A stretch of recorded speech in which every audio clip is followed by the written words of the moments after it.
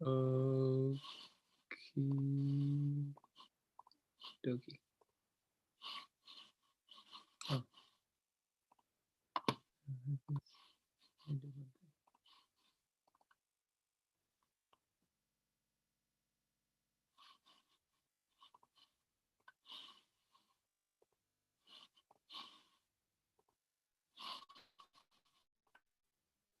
Okay, Bhante.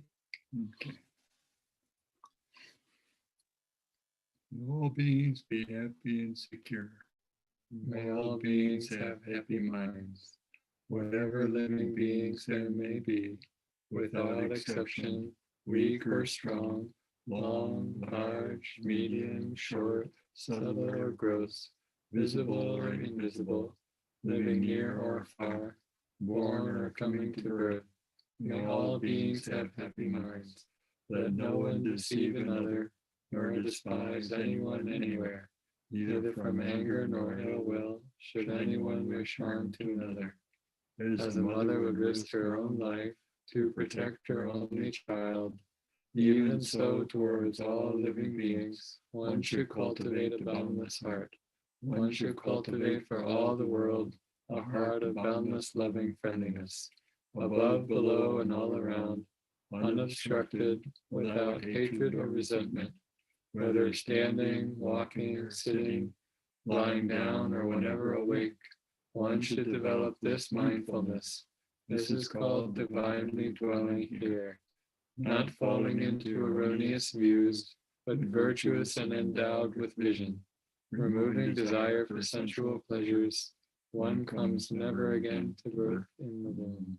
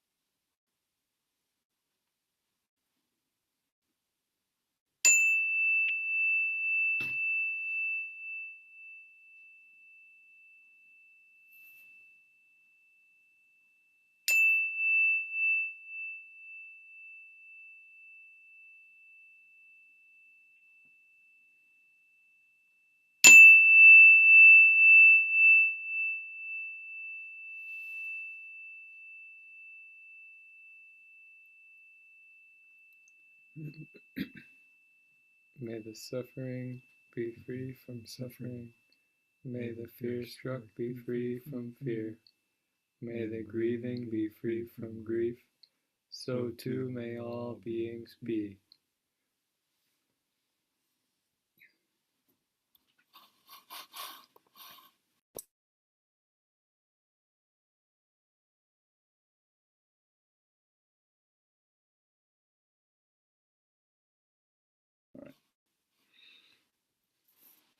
We're on.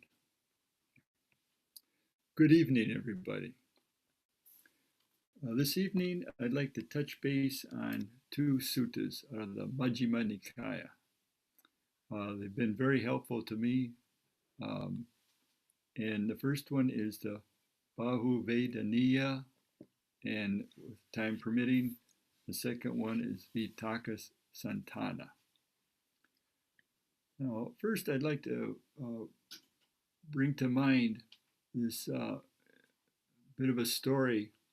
Earlier on, when I was doing walking meditation during the wintertime, and I was collected, as you would imagine, walking, and the window on my left side, I had just the briefest, not actually a glance, but an awareness of the window. And I thought, well, to describe it accurately, I just twisted my head real quickly to take a look. And I was so surprised because I thought there was a deer out there. But what it was in the wintertime with the snow, sometimes it'll collect around the stumps and the roots of trees. So it had the look of a deer. But what surprised me was how quickly I looked. And it was the feature of the feeling aggregate before there was even really a strong sense of perception, because the perception came to me later, and having the ability to see that it happened that way because of the fact that it wasn't a deer. So that's the emphasis I like to put on the aggregate of feeling. Now, in the Bahuvedaniya, there's 108 of them.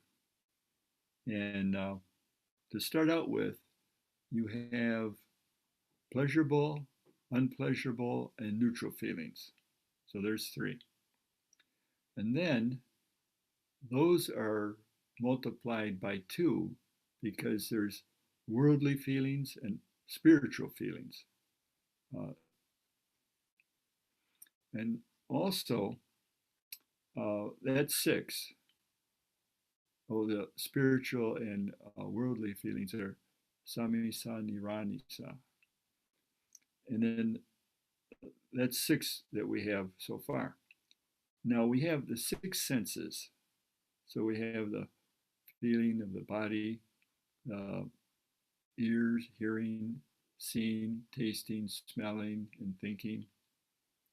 And 6 times 6 makes 36. And then lastly, we have feelings in the past, feelings right now, and feelings in the future. And we can understand that through a better understanding of how to work with these feelings, we can have more wholesome feelings and wholesome thoughts in the future. The future lies ahead of us, for us, so we can improve. So the other aspect is to improve, is to be aware of the value of the Sutta Vitakka Santana. I spoke earlier, these are in the Majjhima Nikaya. Now, the Vitakka Santana is the removal of distracting thoughts. And there's 5 methods given. And the advantages of studying this sutta is the mind can become steady, internally quiet, brought to singleness, and concentrated. And obviously, this is going to be very helpful for our meditation and as uh, augment to our whole future life and our behavior and our thoughts. So the first one, oh, there's 5 methods of removing distracting thoughts. And the first one is um, substitution. So the Buddha described it as if a carpenter was to knock a coarse peg, excuse me, a coarse peg with a finer peg to get the coarse peg out of the hole. So this is simple enough, but if we remember to do it at key times, particularly when we're upset about something, then that can really help us. And the stillness and collectedness that we gain from this method and the others is of such wholesome quality that it's really, really to our benefit to practice these. Now, after substitution, there comes um, this aspect of disgust and being upset about ourselves with what we're thinking. And if you just can actually turn that thing right around, rather than feeling disgust with yourself, think of the disgust that you're just simply having that thought. And so the example given is if somebody was to have a carcass of a dead animal around their neck. And this is pretty stark, but it works. You're just like dismayed with yourself. Why should I come up with a thought like this? This is useless at the very least. So you can use that as an example, and then again you become more concentrated, and particularly when you're meditating, you can continue along with the meditation on the aggregates or the breathing. Now another one is simply to, if a man was to avert his eyes and not look at something that he didn't want to look at. And sometimes when instances come up and you see something and you're looking at it to say, oh, gee, that's not a very good thing, what's happening, or just something that's unappealing to you. And you don't have to get so involved. I mean, you're going to go through life looking at great many things that happen to you. Um, so to be just have this to your advantage is you may end up doing this quite a number of times during the course of the day. I mean, when you travel, and all manner of things happen to you, or in the home, of course. So that's simply averting your eyes in the aspect of averting your mind. And then there's one called sublimation, which um, has the example of a man that's running. And he asks himself, well, why should I run? Well, then he slows down and he's walking. And further consideration, he says, no, I'll just stand. And then he sits down. And then he decides to lie down. So now this is one in which you might be grappling with something that's pretty insistent with you. And so you can just kind of like uh, tap it down. Uh, I have this example in my mind of uh, seeing terraces where they grow rice in the Orient, which is, getting back to substitution. But if something is really insistent in your thinking, you don't try to get rid of it all of a sudden. You can't just snap your fingers and it's gone. So you want to like take some breaths, um, consider the fact that this is not wholesome at all. You want to have instead the mind that becomes settled, internally quiet, and brought to singleness, and concentrated. So with that motive, you just kind of let that thing go. I mean, you could have an image of another substitution. It may take several substitutions, but of a cloud going through the sky and just going its way.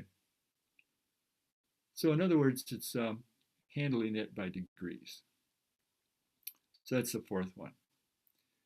And then the fifth one is if all else fails, you grit your teeth, you put your tongue pushed up on the inside of your mouth, and you say, I'm simply not going to think this thought. It's just like, this is it. This is just got to stop. You're really putting your foot down. And that's in the instance where a stronger man, as an example, a stronger man would push down on a weaker man on his shoulders. And that's the one you use as all else fails. But you can get out from underneath a thought like that and just be glad you're done with it. So these are important, and if you bring them into your practice, they'll be very valuable for you because we want to continue with clear thinking, clear thoughts, which we can derive from just an aspect of meditation during all the course of our movements, like clear comprehension, whether you're standing or sitting, lying down, meditating, or simply doing mundane chores.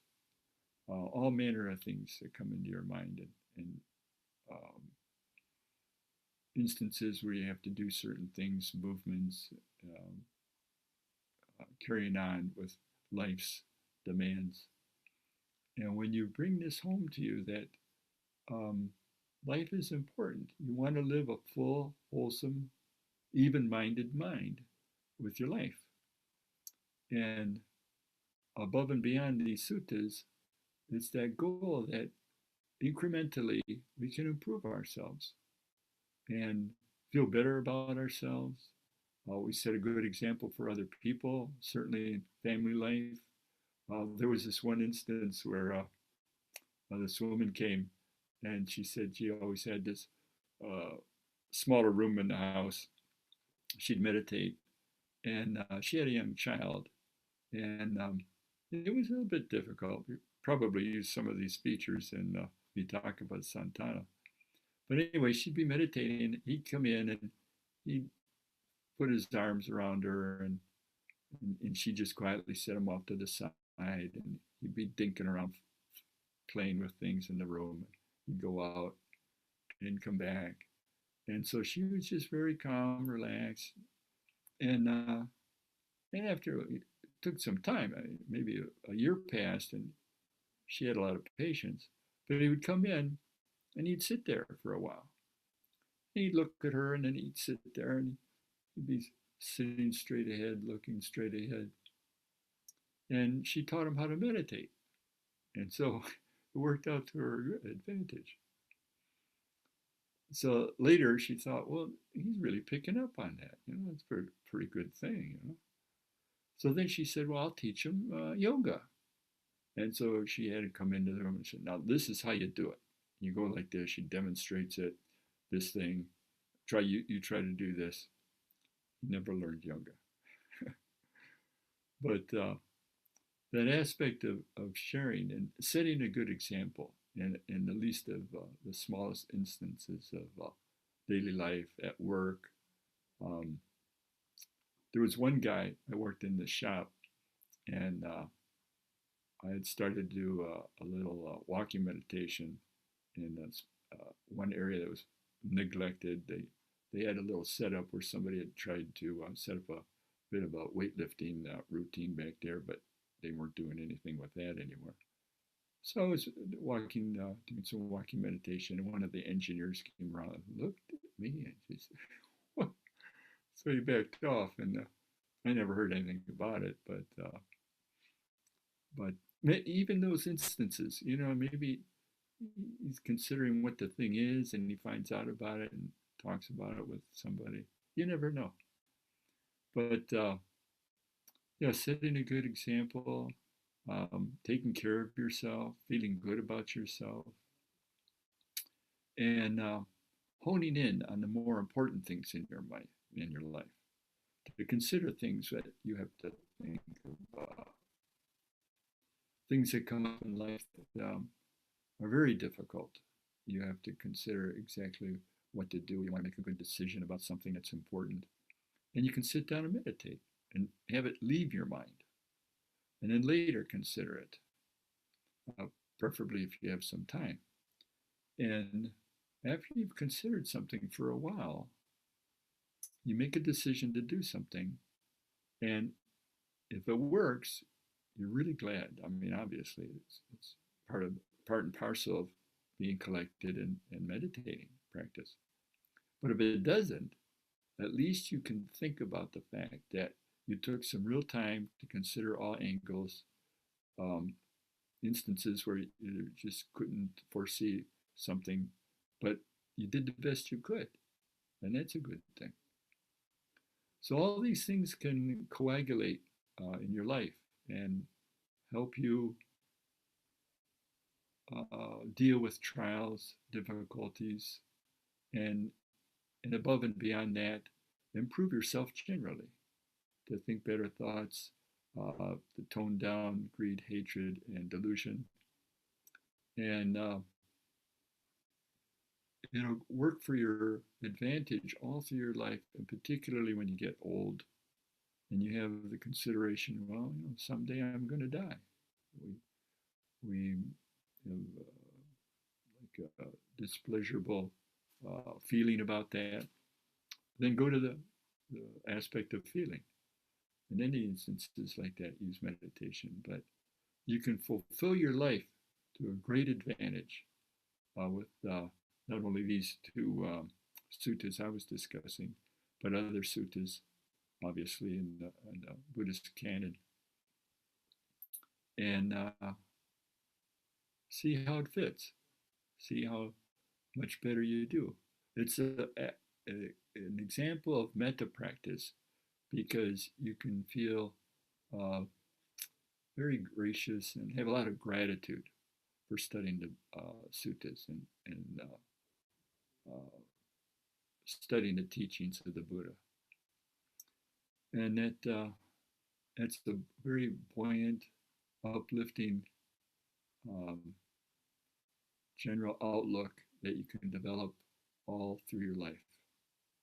And so I hope these words have been helpful for you. And are there any questions that anybody has?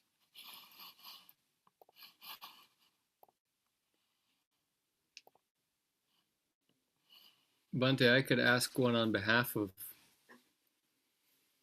the attendees. A question that often comes up in Buddhist circles is how much of our time to allocate to pariyatti versus patipatti, or how much of our practice to allocate to the theoretical textual understanding versus the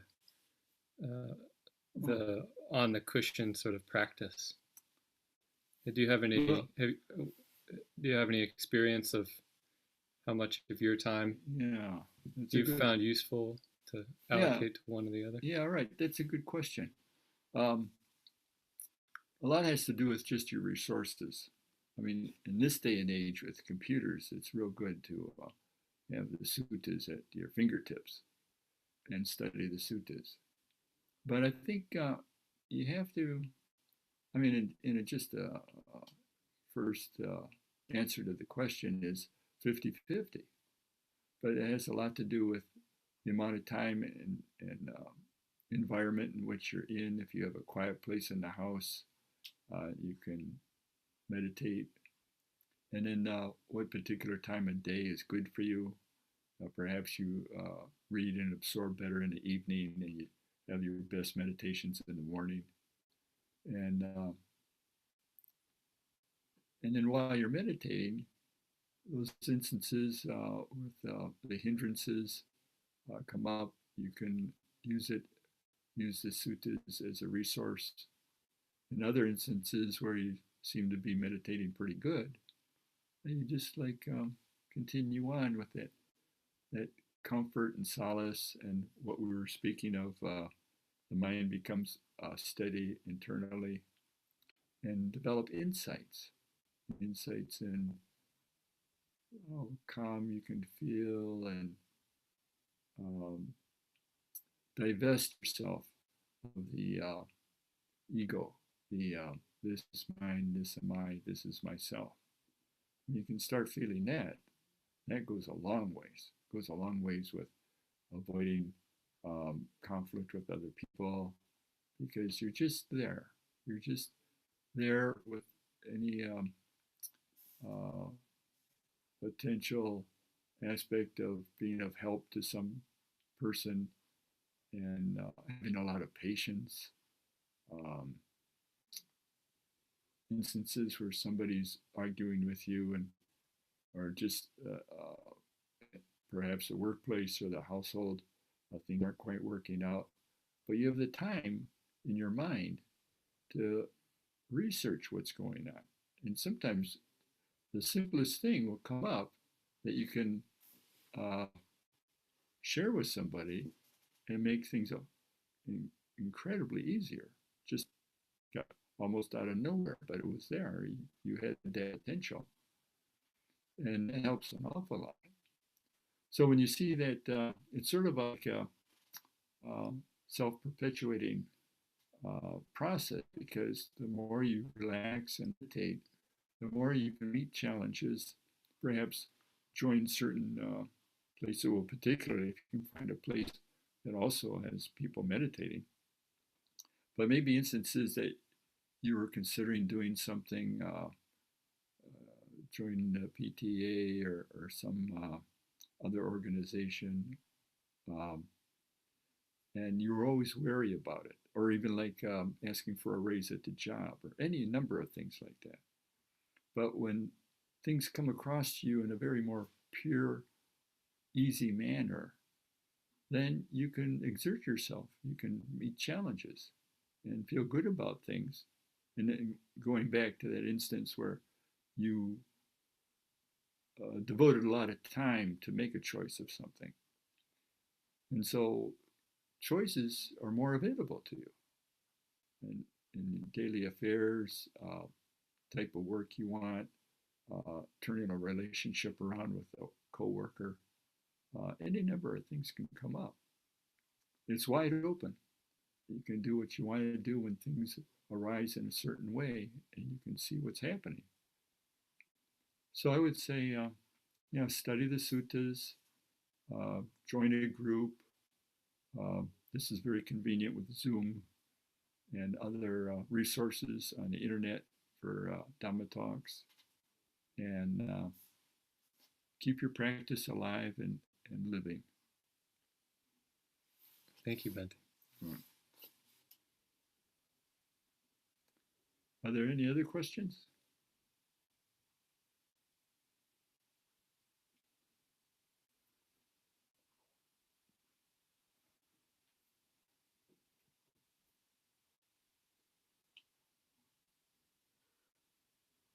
I guess not.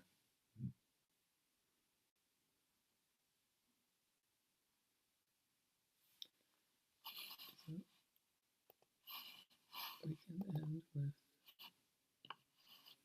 some. Okay. Let me pull it up.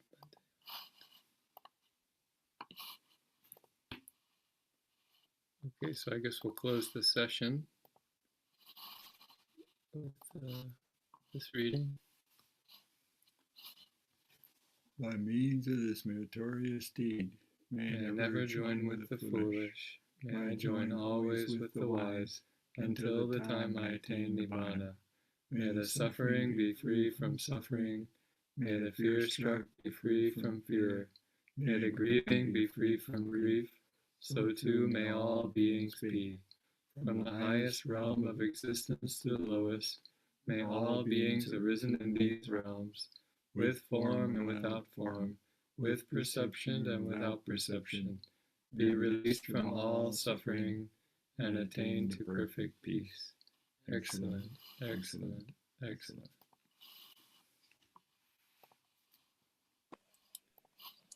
All right. Well, thank you all for being with us Thank you, tonight. Bhante Dhamma. And Thank you. Thank you, Bhante. Thank you, Brian.